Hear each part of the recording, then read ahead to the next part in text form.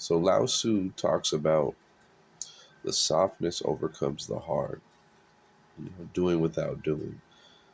Um, the plane of the mind, is basically it moves on patterns, it moves on cycles. You think you come up with these new ideas every day, but really your emotional state and your mental patterns, they move in these cycles. You know what I mean? And the only way to really transcend the cycles of those patterns is to, like Meister Eckhart talks about, tap into the silence. So I'm saying, silence of God. Be still, know that I'm God. And Meister Eckhart, um, you know, basically you have to become nothing so you can be full of God. Because if you exist, there's the ego. The worldly ego. To transcend the worldly ego, you have to find the voice of silence. You must be taught by silence. You know, and silence is the great teacher. It's not profound, elaborate thinking. It's actually minimalist thinking, in a sense that not be just become stupid and not use your senses, but you know the inner stillness of the heart. Is where true wisdom comes from. Um, Many people talk about the void. The void is complete. Darkness. You know what I mean? And if you think about it, it's almost like when you turn a TV screen off, there's blackness. So the light projects upon the darkness. And we have this three-dimensional reality. With the seven colors. And variations, and you know, so we only get like as David Icke says, we only get like a certain level of that um, conscious awareness of the dimensions around us. We only see a very minimal perception of the reality, of the true reality.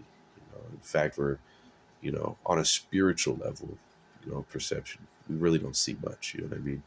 We live in a very carnal, physical world based on passions, senses, control, power, materialism, things like that, and all that stuff is endless. It's an endless maze. It's a chase after the wind, like in Ecclesiastes. Lao Tzu talks about, basically just not forcing. He talks about the way, the Tao, and the Tao is basically, it's the true flow of reality that comes from the divine. It comes from God, and it flows down. There's something called the Wuji. Nobody really talks about the Wuji, and the Wuji is basically unlimited potential, infinite, unlimited potential. Non-duality. And this is the true prime, true reality. And we don't exist in that. We exist below that, in a duality, and that's what the yin yang represents. Duality. Everything is based in opposites. Because there's a magnetic charge and there's an energy that flows. You know what I'm saying? So when you have opposites, it creates friction. It creates polarization, and polarization creates energy. The light and the dark. Just like the Freemasons with the checkerboards, light and dark. Which represents the duality of this construct. And you know that's pretty much what the checkered board is. You know what I mean? And Christ, if you really like analyze him, he really represented the Tao. He represented the flow. He didn't come and gather an army, do all sorts of things to take things over. He basically went with the flow, the natural order of the duality of this world. You know what I mean? And he let the world destroy his physical form. You know what I mean? To transcend in spirit. And to guide us. Into the eternal. So it's a deep concept, but I mean, I suggest you guys check out the Wuji. Look into the Wuji, because nobody really talks about that. That's basically like the true reality, because there's the world of forms, like in the Kabbalah, it talks about there's a world of forms. You know what I mean? There's the different Sephiroth, I think they're called. You know what I mean? The different spheres. You know, and there's a world of form, there's a world of thought. You know what I mean? And there's these different levels of reality that trickle down into this reality. You know, so yeah, it's a lot to think about, but at the same time, by doing more, by going farther outside yourself in the world of multiplicities, like Meister Eckhart talks about, you get lost. It's a maze. You know what I mean? Because the multiplicity of creatures is really an illusion. You know what I'm saying? Because you're only, there's either the world, there's the flesh, there's the beast, and then there's being one with Christ. And there's no Jew nor Greek, but we're all one. So everything returns back to unison, to one, to a divine union. You know. So yeah. So by seeking in the world of multiplicity and creatures and different variations and light, dark, you know what I mean? Because true goodness isn't found in duality. The light and the dark, the light represents a fractional. It's like basically they took the wholeness of the infinite whole, the infinite unlimited potential, which is true goodness. And what they did is they split it into light and dark to create this construct.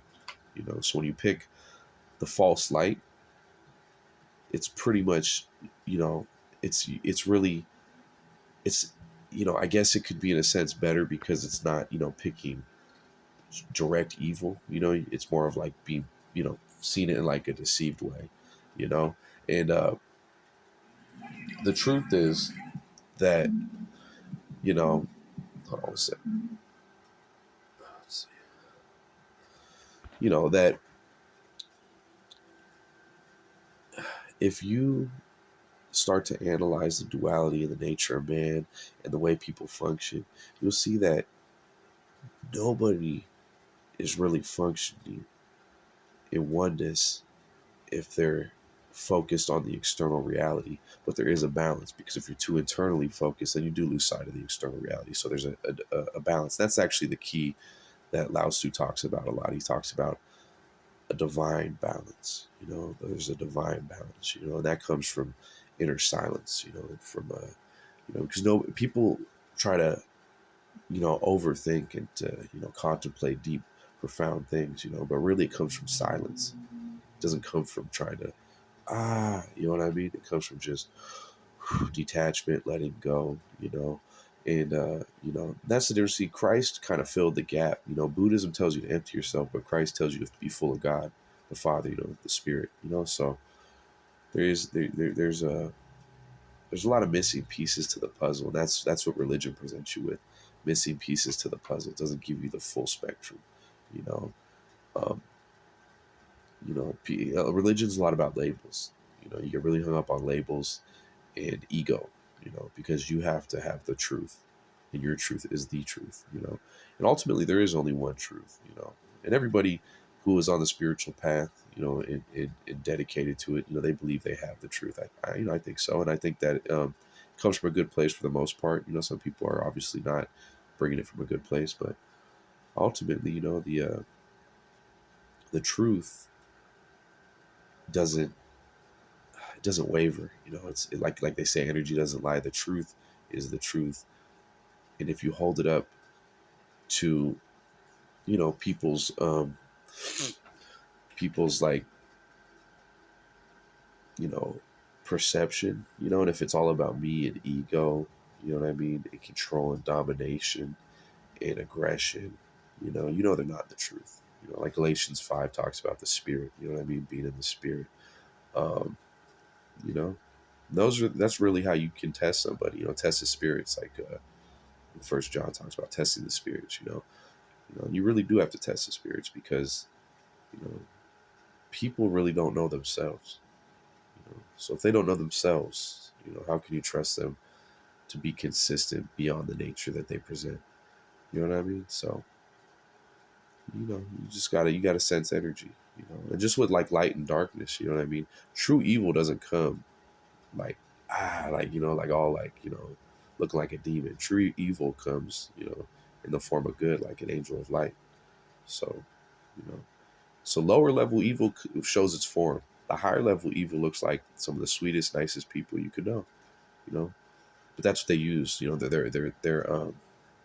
they're wise enough to hide their true intentions and to mask them, just like it said, like on the astral, in the astral plane, which is still, part of the construct, part of the matrix. I believe that that's, there's a true, beyond the construct, and there's a false astral, with a false heaven and things like that. Um, but yeah, it's you know, oh no, so yeah, what I was saying is that people, in the astral plane can basically manifest as whatever they want. So like, high level witches and warlocks, so they can come to you in the astral as whatever they want. You know what I mean? You could be a wolf, you could be a dog, you could be a dragon, you could be Gandalf, you know what I mean? Whatever you want to be. So, the world we live in is a world of illusion because everything we see is based on perception, and 85% of the time perception isn't, if not wrong, not 100% on. You can't really rely on perception. You have to be, you know, um, have intuition, have discernment, sense energy, sense people's vibes. You know what I mean? And the flesh is powerful. We all fall victim to the flesh. The flesh is the great beast. Um, at least part of the great beast. I believe that there's a lot of it. Um, but yeah, so I mean, these are just some thoughts. I've been deep on the Lao Tzu. I believe the way. And Christ talks about the way. I believe that they're very highly connected. Lao Tzu and the true Christ. So yeah, check out the Wuji. Check out Lao Tzu. A lot of deep stuff there. And yeah, God bless. Peace, y'all.